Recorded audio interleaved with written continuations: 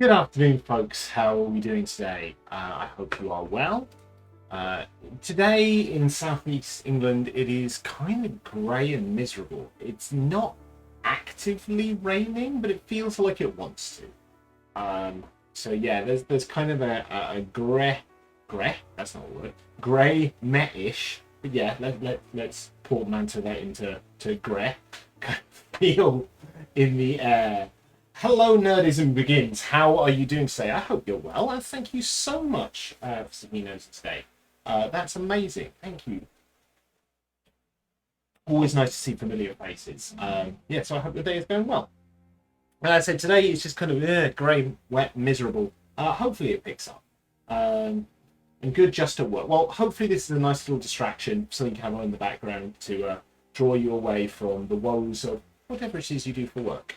I will endeavour to be entertaining. I always try and be entertaining, but it's always nice to know that hopefully this is something that someone might have on while they are slogging through the day. Not a huge amount of housekeeping really today. I mean, on the fact that somehow it's almost October. I am aware, keenly aware that is how time works, that it does kind of plod ever forwards, but that kind of came into sudden realization when my wife said to me yesterday, like in 8 weeks we'll be putting Christmas decorations up. It's like, oh, don't be ridiculous. Then I kind of did the maths and it's like, yeah, okay. Yeah, in my mind, it was kind of not long after January. January seemed to last a very, very long time, and now suddenly it's almost October. Um, but not as bad as the shops. The shops, I have seen more than one shop that's already got Christmas stuff out. Halloween has not even passed yet, and Christmas stuff is up, which is just ludicrous. It really is. I know they've got to put seasonal stuff out a bit earlier. I say they need to. I know that is kind of what's expected of them from a capitalist, commercial, blah blah blah, blah perspective. But yeah, come on. It's September and Christmas stuff's coming out. That is ridiculous. Um, I can't be the only one who thinks that if Christmas stuff is out too early, by the time you hit Christmas, you're all Christmased out. You've had enough of it already. Well, there we go. There we go. October does mean MCM, which is rolled up faster than I expected. So I am going to the autumn MCM, which is end of October. I want to say off the top of my head, something like 25th to 27th, which would be good. I've been a couple of years now. I've actually been to two MCMs this year. I went to one day of the one earlier this year because that's when there was going to be the kind of networking event that didn't happen. And then going to the kind of bigger one end of October, which would be an awful lot of fun. And I have managed to nab a hotel room for the Friday night at least. I'm not going to be staying over the whole weekend.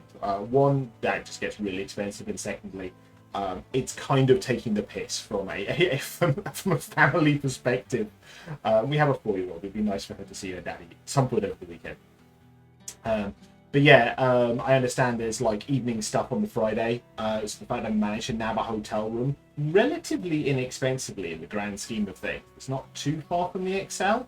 So that means that I can do that evening stuff and not have to worry about, the joys of last trains back out to Essex and stuff like that. So that should be a lot of fun. Anything else? I've got a small one on this one, which I've very much been enjoying. So I've spent the last couple of days, I said last couple of days, spent the evenings the last couple of days actually working on a short story. And this is for a collection of short stories that have been put together by Mash and the team at Trivia Geek.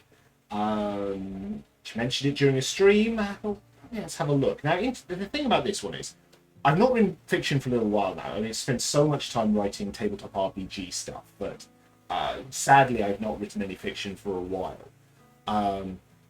I do have a heck of a lot of short stories saved on my computer that I never had published or anything like that.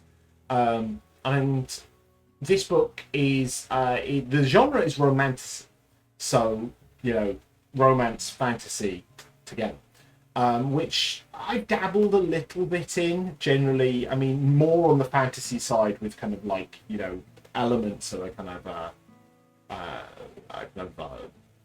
I love the plot in there. So it's not a genre I've gone into much. I thought, well, let's have a look if I've got anything in there. And Not really. I had a couple of things that kind of alluded to it, but I wasn't terribly happy with them. So I thought, let's see if I can write something. Because I've got a week to do that. And so I was thinking, well, why not? Let's try and put something together. Because it would be nice to do a bit of, fiction writing. It really would. And then I want to say, the other morning, just as I was kind of getting ready, getting my head on straight. I don't think it was even before work. No, of course not. I think maybe it was Friday or maybe it was Saturday. I can't remember. I think maybe it was Friday morning, and I had a kind of this spark of insight I have a hook. I have a hook and an idea for what I could do for this short story, which then immediately I started jotting down notes in my notes app, and it's going pretty well. I'm about 2,000 words in, I think. All in, it's going to be about 3,000 words, and it might be a little bit of a stretch to get to 3,000 words, but I'm going to make it. I'm going to hit 3,000 because the window allowed for this is 3,000 to 8,000 words. Now, it's not going to be anywhere near 8,000 words. Honestly, I think it's going to be 3, but I'm enjoying it. As is my way when I write things, I've written it in a very Frankenstein kind of way. So I wrote the end before I wrote the start. Actually, I tell a lie. I wrote the opening line and then jumped to the end. And now I'm filling in the gaps in it. But I'm feeling pretty good about it. It's nice to do some writing, fiction writing, and it's nice to dabble in a genre that I don't normally go for. So I'm pretty happy with it. Now, having said that, somehow this is going to jinx the whole thing, and I'm going to be stuck on a bit that I can't manage. But I'm feeling pretty good about it.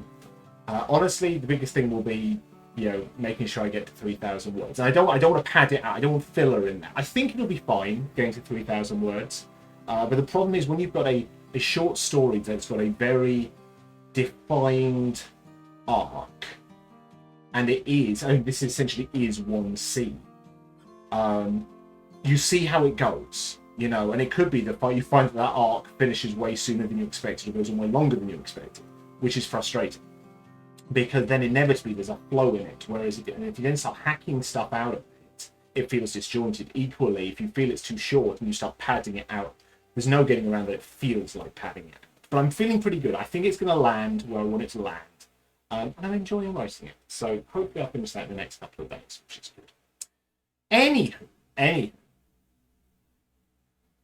I mentioned dinosaurs in the launch for this, because that's mostly what we're going to talk about today. So on Saturday, we were feeling a little bit stir-crazy in the house, and we decided that we want to get out today, because we knew that Sunday was going to be raining. So we thought, let's get out somewhere. But there was still a bit of a chance of rain on Saturday. Rain on Saturday. So we thought maybe something indoors, not quite sure where it would be. And then we had the notion that, we could go into London, we could go to the Natural History Museum, which our little one has not been to. She's 4, nearly 5.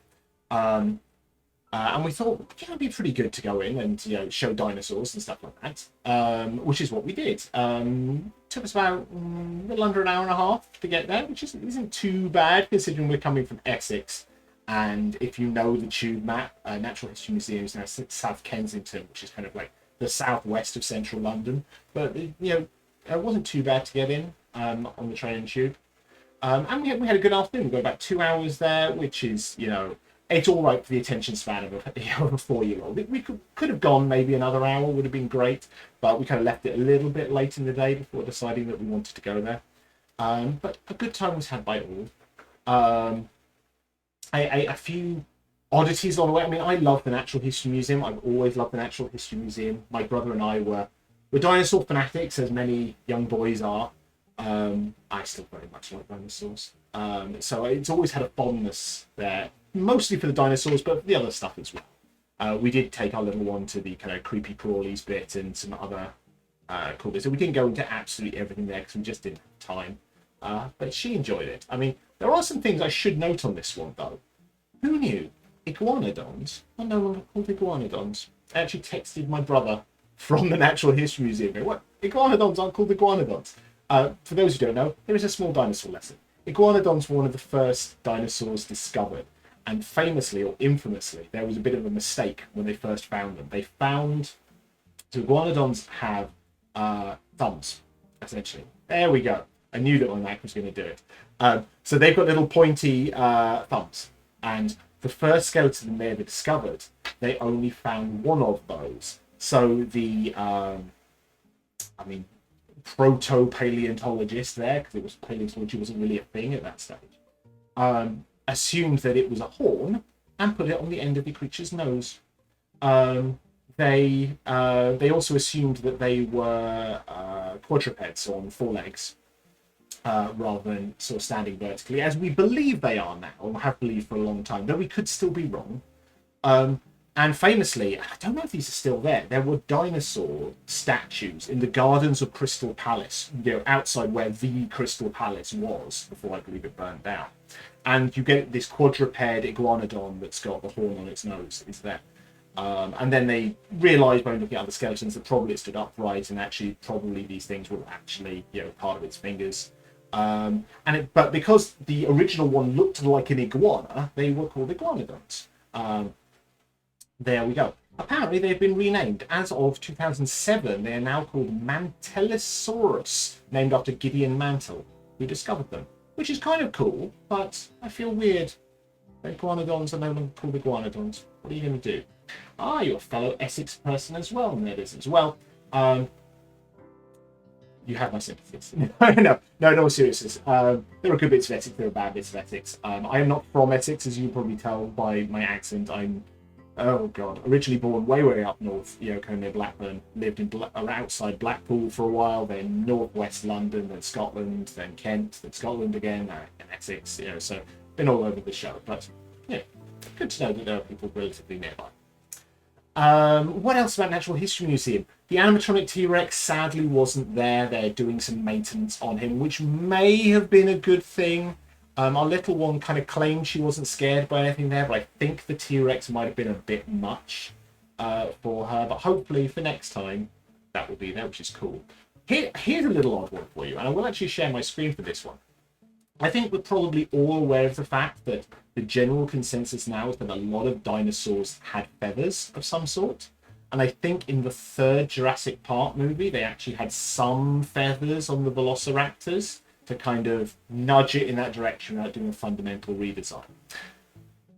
So some of the animatronic stuff that they've got in the Natural History Museum actually includes these now. So what you're about to see, and I'll try and share my screen on this one, again, without sharing my photo album. These are Deinonychus, which are generally the model of what we see as a Velociraptor in Jurassic Park. The actual Velociraptors were like kind of chicken size. They were like kind of yay big.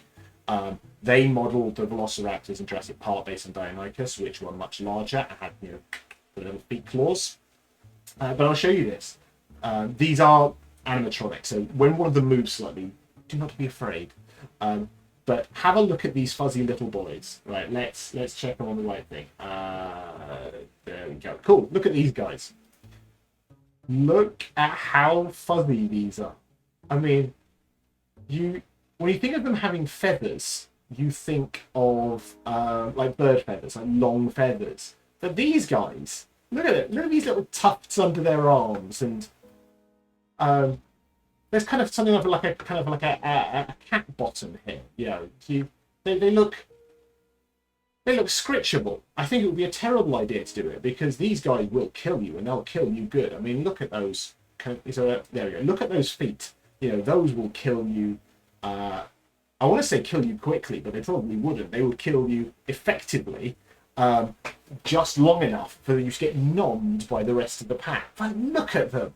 Aren't they ridiculous? I mean, I wouldn't mock one to its face because the clever girls would definitely eat me. But yeah, it's kind of silly. Right, let's get rid of those. What else? Anything about that? I mean, the gift shop is bloody expensive. I think we all knew that. But we had to get our little one something from there. So she is having fun playing with all things dinosaur, which is great. But it made me ponder dinosaurs a bit more. Now, actually, for long-time viewers, I think one of my first lunch chats, maybe not the first one, but like first, second, third, maybe. I talked a little bit about my love of dinosaurs, but in particular talking about Dino Riders, which is a wonderful was a wonderful but short-lived 80s cartoon series. It's one of these kind of, I'm pretty sure it's Mattel. So essentially they made the series to sell the toys in the same way that Visionaries was and stuff like that. And undoubtedly consider G.I. Joe and the like. But Dino Riders was great. Dino Riders was, futuristic good guys and bad guys transported back to prehistoric times. The good guys, have empathy amulets that let them bond with the animals, and the animals will let them ride them. The bad guys put brain boxes, which are like big mechanical almost like a Borg implant thing on their heads to control the dinosaurs, sell cool toys, and they were very cool toys. So I've spoken about Dino Riders before and how much I'd love to see it revived in some manner, but also it would make a pretty cracking tabletop RPG. I'm not going to lie. I think that would be a hell of a lot of fun. I'm very curious who holds the trademark on Dino Riders. But I don't think I'd ever be able to explore it meaningfully. But I was thinking, what else about RPGs involving dinosaurs? And you see them a lot in various places. There are countless D&D books that have stuff related to dinosaurs. I think the latest thing is Tomb of Annihilation, which isn't that recent, to be honest, but that is set in, is it Maztica? Which is a place that has dinosaurs, which is cool. But my mind went to not playing characters who interact with the dinosaurs. And what if you were dinosaurs? What if you played in an RPG that goes for that Land Before Time, Ice Age, almost Animals of Farthing Wood kind of vibe? So you are playing a large or small, and I think large might be interesting, herd of dinosaurs that are going on a journey. You are trying to reach, I can't remember what it was called now. What was it called in Land Before Time? Anyone remember? Where are they trying to go in Land Before Time? Essentially there is essentially an oasis somewhere, isn't there, that they're trying to get to that is, safe and away from Sharktooth. That's the Land Before Time. Let's find out. Where are they going? They are going to the Great Valley. There you go. There's a very generic name that does exactly what it wants to be as a geographical MacGuffin. So they were traveling to the Great Valley. In Ice Age, they are obviously trying to escape the Ice Age. In Animals of Farthing Wood, which isn't dinosaurs, but they are traveling from Farthing Wood that is being destroyed by industry, and they're going to White Deer Park.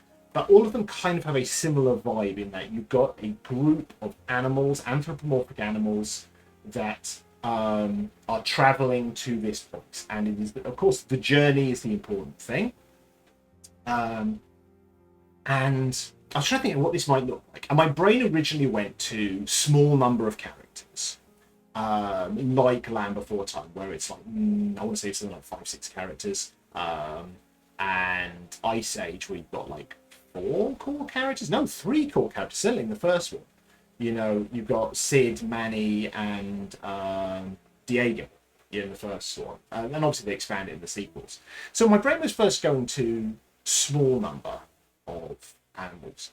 But I think you could do this. I don't know if you'd have to exclusively do it this way or it's an option, but I think there could be some fun in doing it larger scale, a bit more like Animals of Farthing Wood. Animals of Farthing Wood had, I want to say something like 10, 12, maybe even more species of animals in the main group, of which there were generally a male and a female. It was generally a pair of animals traveling. Like, Mr. Rabbit and Mrs. Rabbit and stuff like that. Well-wed animals, clearly. So, if you were doing something like that, you couldn't have each player playing a character. Probably. I don't think, because it wouldn't quite work. And also the fact is, if you're doing something, especially going into the Animals of Farthing Wood vibe, and I'm saying this is not the only way to do this, but this is the way my brain went when I was thinking of this morning, was one of the things that made Animals of Farthing Wood dramatic, and some would say traumatizing, actually I think a lot of people say traumatizing, I'm not going to lie, is that animals died along the way, inevitably one half of a pair. Though I think, oh god, I can't remember, I want to say that one of the hedgehogs was going to die and their mate ran into the middle of the road as well. It was very traumatic for small children and grown adults. But I think something about the stakes of it, when actually you've got a herd of animals and some of them die along the way, it adds that element of drama, of sacrifice, of the cost of the journey.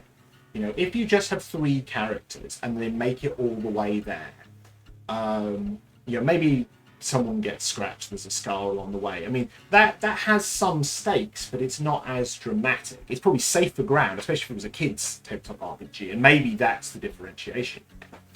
But I think if you were a larger herd, and that's what I'm thinking of, in my brain this is like herd, would be the name of the RPG.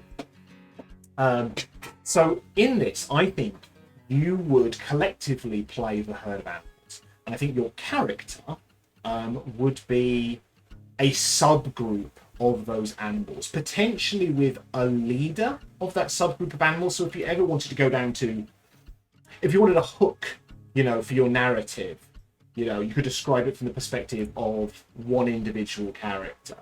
So maybe you're playing, and it depends what it could be. It could be dinosaurs, it could be animals, it could be Ice Age stuff, it could be a herd of mammoths or something like that. But if you go, right, maybe one player is going to play the small creatures, essentially, and their protagonist character, their point of view character is a weasel, say, who they can invest a lot of character and character quirks into. And maybe they would dip in and out of describing what the other people the other animals in their small kind of sub-herd do, but that would be their main hook, would be through the eyes of their point of view character. Health, if there is such a thing, would clearly be the animals in your sub-herd. I think for the most part, if an animal is getting injured on this journey, beyond superficial stuff, there's superficial stuff, maybe there's scars, maybe there's scratches and stuff like that, and you make it. Honestly, if an animal gets badly hurt, significantly hurt on this journey, they don't survive. Maybe they're not immediately killed, but they would have to be left behind because of what this is. There's no animal doctor, there's no vet who's going to fly out and save them. Equally, they're probably not going to carry a wounded whatever all the way there, though they might be able to by exception. Maybe that's a get out of jail free card that you could do once across the whole thing. But I think your health stat, there is such a thing, are the animals in your herd. Maybe you could have some larger creatures. Maybe you'd have and I'm spitballing here, I really am. Maybe you've got 30 points of animals, and for small animals that represents 30 creatures. For slightly larger animals, maybe that's 15 creatures with 2 health apiece. So maybe a larger animal, something like elephant-sized or a brachiosaurus, maybe they can get injured without dying. There's something in there, I think. I was thinking about what other stats one might be, and this took me off. This actually joined 2 thoughts in my brain that I've had before. Now, in a previous life, I was a teacher. So I was a teacher for 11 years-ish before I moved into education management and stuff like that. And one of the proudest things I worked on when I was a teacher was I wrote a bespoke curriculum course for year 7s for people outside of the UK. That's first year of secondary school. And it was designed to kind of promote life skills and emotional intelligence and give them kind of the tools they would need to survive in school and become vaguely functioning adults. And being at school, you've got to assess stuff, you've got to grade stuff, you need some metrics that you can measure progress against. And during that, myself and a couple of colleagues, we explored the notions of emotional intelligence, EQ, which is like emotional quotient, and broadly put it down to, it broke up this into various categories and criteria we could assess against, which is not easy because so much of this is subjective. And they've always stuck with me. It's something I'm very proud of in my teaching career, and something I will eventually write a book about. But I always thought in my tabletop RPG writing that actually you could probably use a load of these as stats in a game. Because I'll run you through the list here, and you'd shorten these down a bit if you use them, or you'd use a subset of them. But I'll run you through them because you'll hopefully see what I mean. So the first one was self-awareness and reflection. So that was about getting the children to be able to, look at their strengths and weaknesses and kind of critically look at maybe why they hadn't done as well as they wanted to on something when it was graded and learn from it. Because the fact is, the world's brutal. You never get everything right first time. You learn most from your mistakes and, the experience you go from them. So self-awareness and reflection is a very important thing. The next two, well, the first one of them is teamwork and collaboration. The next one is independence and resilience. So that's the notion, obviously, that, to be able to manage in the world, sometimes you've got to be able to get on with something on your own. You need to be able to just get stuck in and focus on that thing you've got to do. Whereas there are other times where you can or have to work as a team because you can't do everything on your own. It's impossible to do all the heavy lifting of certain things on your own. And to be generally successful, you need to be at least sufficiently adequate in both those things. Everyone's got a preference, 100%.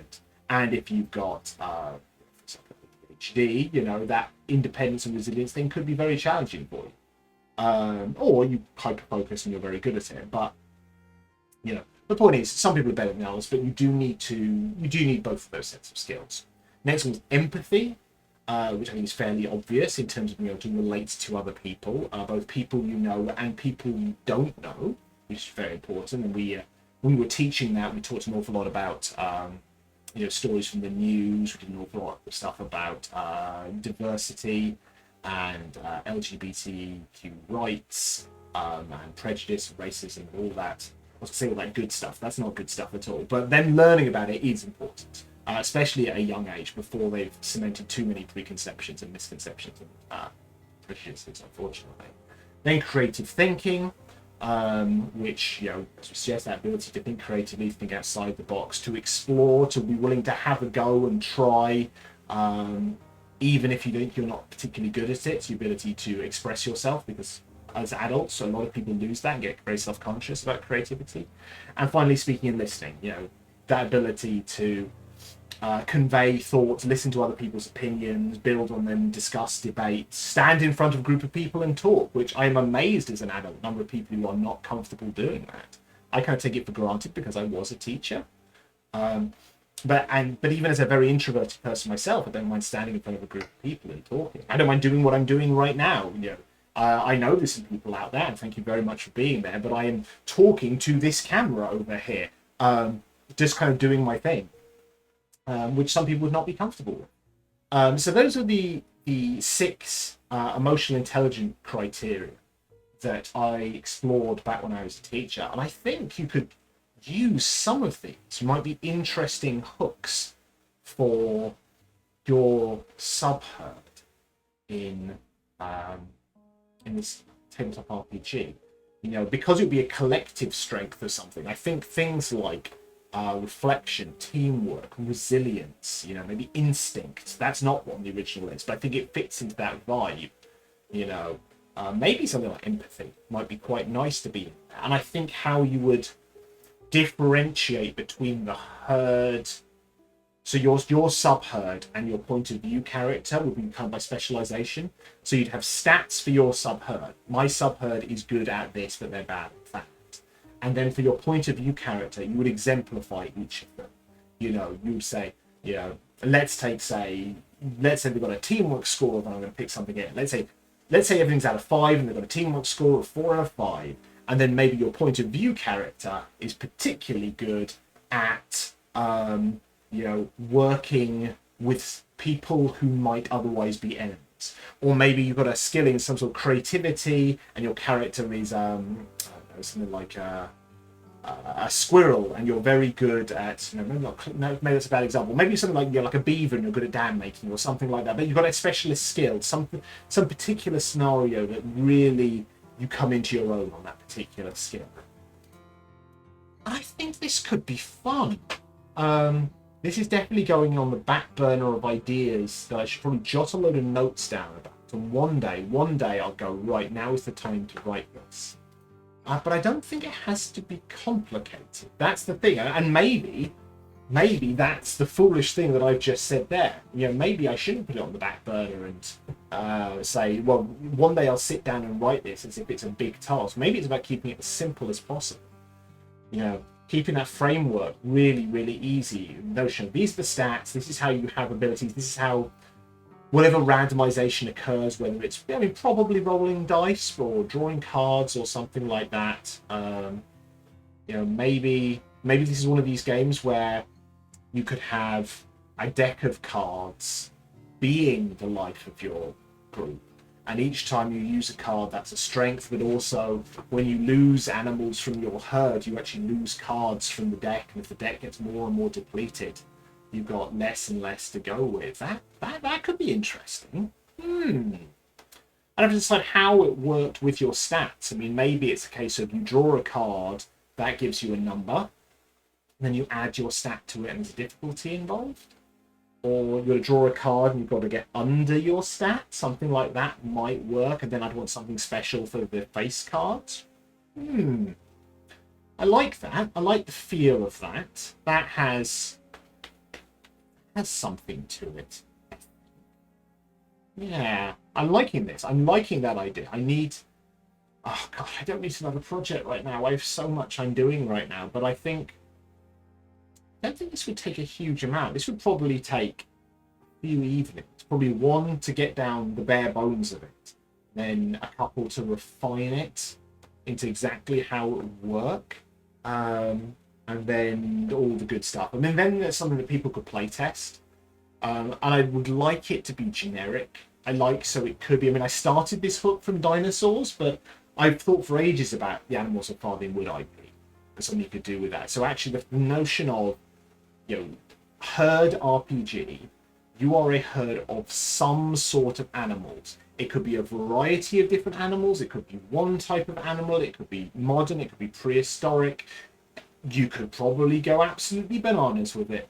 You could go down the route of you are genetically engineered creatures of some sort that have escaped from a lab and you've got to get to somewhere. But it's definitely about, I think ideally a big group, because I think that's better, but you could do it as a small group. You could have just the point of view character if you wanted. I think big group is better though. It ups the stakes. It really does, because then the loss of some of them is inevitable, and those become role-playing moments. Those are the hooks you really get into there. Hello, Moondust Cut.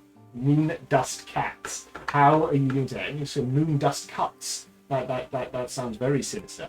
Lurking over lunch, that is absolutely okay. We've just been talking about dinosaurs and spitballing about the notion of what I'm calling herd RPG, a tabletop RPG where you play a herd of animals going on a journey. So this is Land Before Time, this is Ice Age, this is Animals of Farthing Wood. I think I've settled on the notion that you have stats and you have a deck of cards that represents the vitality of your herd.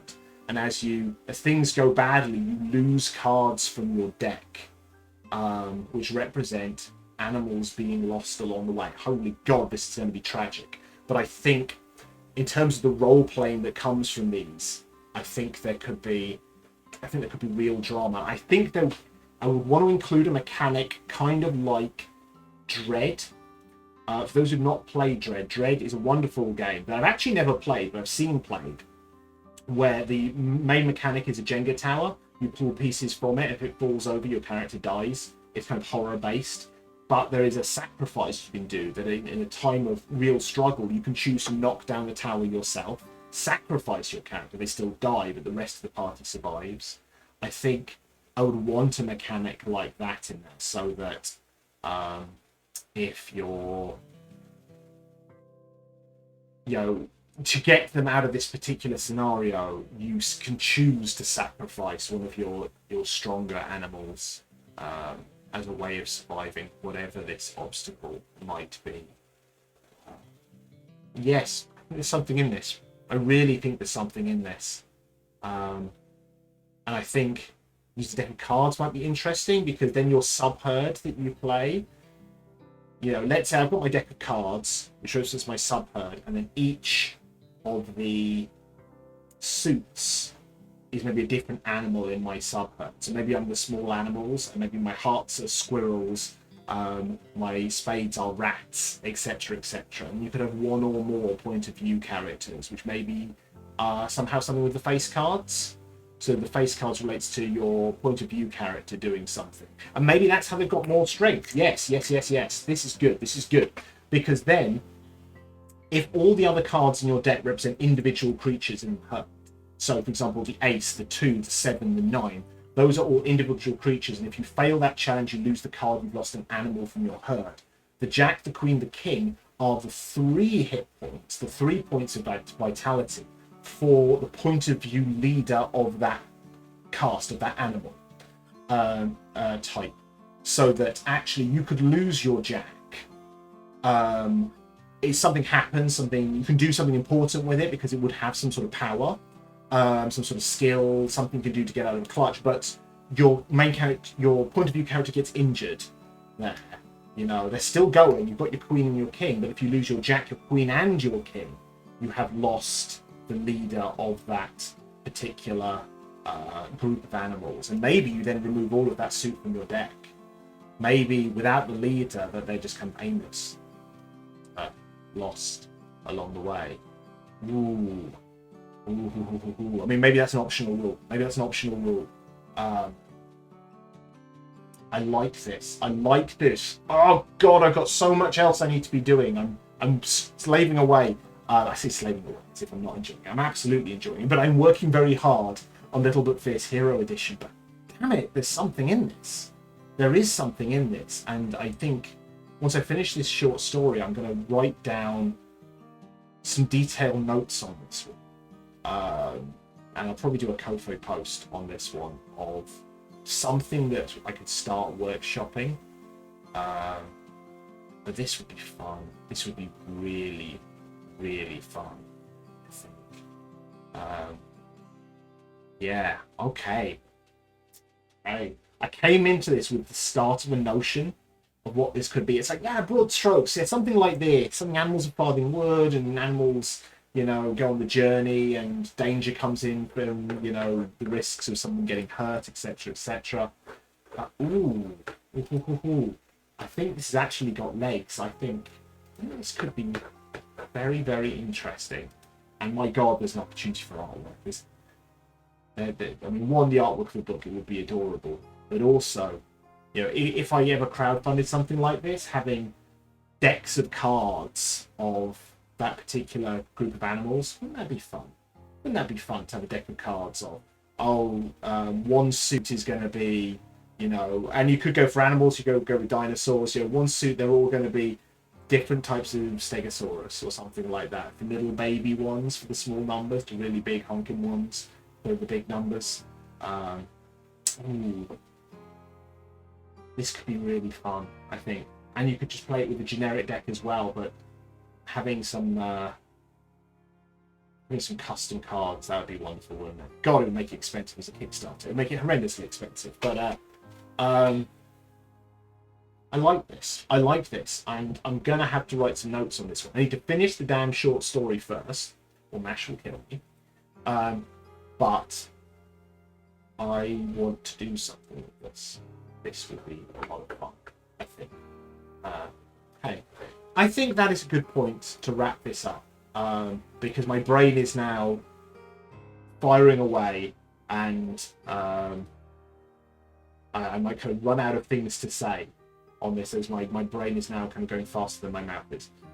So thank you so much for joining me today. Just call out some of the people I've seen. I can see Nerdism Begins. Thank you very much for joining me today. I can see a lurking K of double K. That's really appreciated you popping in.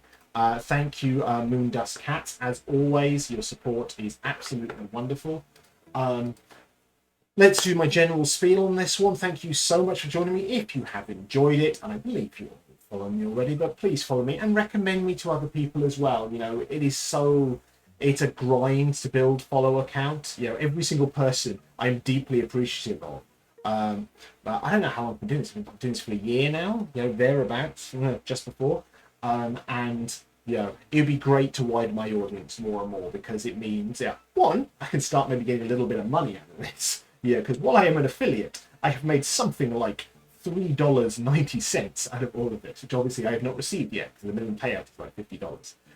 So please follow me here. Please recommend to other people. If you ever want to chuck me your Prime subscription, that would be awesome, but absolutely not required.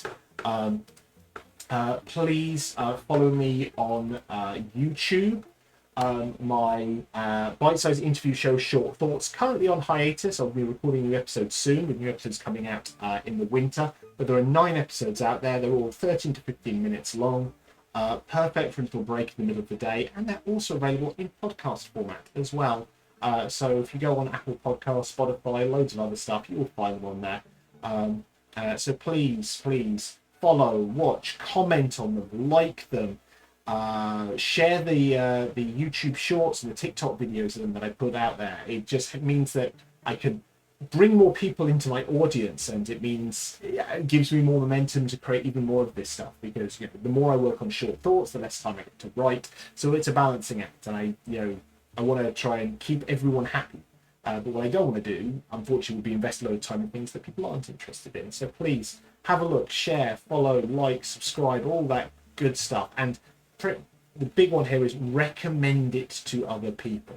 If you watch an episode of Short Thoughts and go, I really enjoyed this, and I know someone who is interested in being an artist, and so you want to share my interview with Ellie Jordan, or someone who wants to be a video game developer and you share my video with Yagman X, or props design, my interview with Evil Clever Dog, please share them, show them to other people. That brings in an even greater audience along the way. Greater in quantity, not in quality. My audience is fantastic and will continue to be fantastic. So please do all of that. If you want to support me in a monthly manner, I have a Ko-Fi, ko-fi.com /DC Bradshaw RPG. It's £3 a month. If you want to do that, that would be absolutely awesome. But no one's forcing you to. I think that is about it. No one about. Looks like Goblin Squires has finished streaming. Tig, to my surprise, is not still streaming. Normally she goes a little longer than this. I hope she's all right. So we have no raids today, alas, but that's okay. Nothing wrong with that. So I will, last thing is for me to say, have a lovely day, and I'll speak to you all soon. All right, bye.